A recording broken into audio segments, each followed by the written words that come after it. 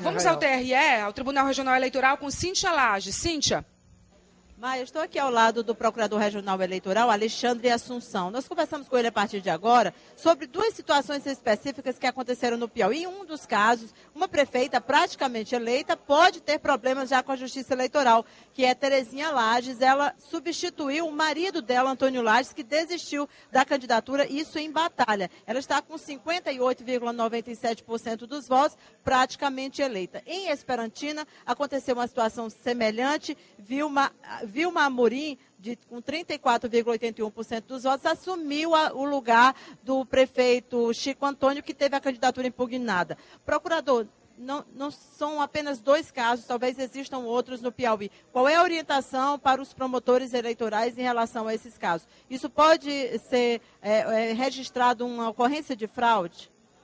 Bem, no meu ponto de vista, pode, mas depende da avaliação do caso concreto.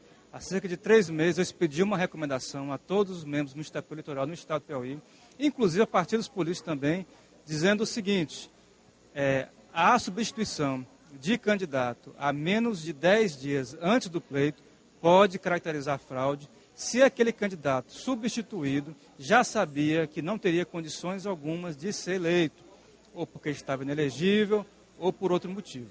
Então, ele renunciando nesse período e colocando uma pessoa desconhecida, muitas vezes um familiar, que pode ser inclusive manobrado por ele, isso pode caracterizar fraude, pode caracterizar uma forma de distorcer a vontade do eleitor e gerar uma ação eleitoral de impugnação do mandato. Então, cabe aos promotores essa decisão de representar contra esses candidatos? Os promotores aqui vão decidir, em cada caso, se vão entrar ou não com ação, e a Justiça Eleitoral também, se é fraude ou não. É uma matéria nova, não conheço decisão alguma nesse sentido, mas seria interessante que fosse enfrentada pela Justiça Eleitoral. É uma brecha, procurador, na lei da ficha limpa, que procurou fazer essa limpeza nas eleições brasileiras? Eu penso que sim. Eu penso que a lei da ficha limpa poderia ter proibido isso expressamente, ou o próprio TSE poderia ter colocado um prazo para haver a substituição no caso dos cargos majoritários. Esse prazo não existe, e existe para candidato aos cargos proporcionais, que é 60 dias antes do pleito. Ora, se para proporcionais são 60 dias, por que não um prazo ainda que menor para os majoritários? Mas isso não existe, o que acarreta esse tipo de coisa. Bom, procurador, nós teremos um segundo turno em Teresina. A eleição acontece no próximo dia 28. Qual é a orientação do Ministério Público Eleitoral? Teresina teve uma eleição tranquila, né? Sem apreensões, sem prisões registradas na capital.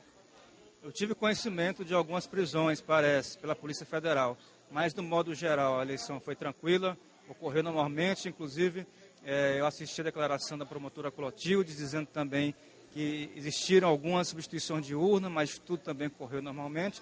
Então, eu espero que os promotores continuem fazendo o seu trabalho de maneira exemplar, continuem fiscalizando, para que o segundo turno ocorra de maneira regular e normal.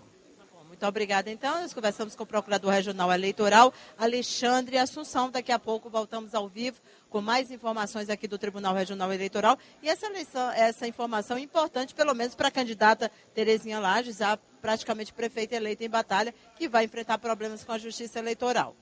Muito obrigada, Cíntia Lages. Daqui a pouco ao vivo do TRE.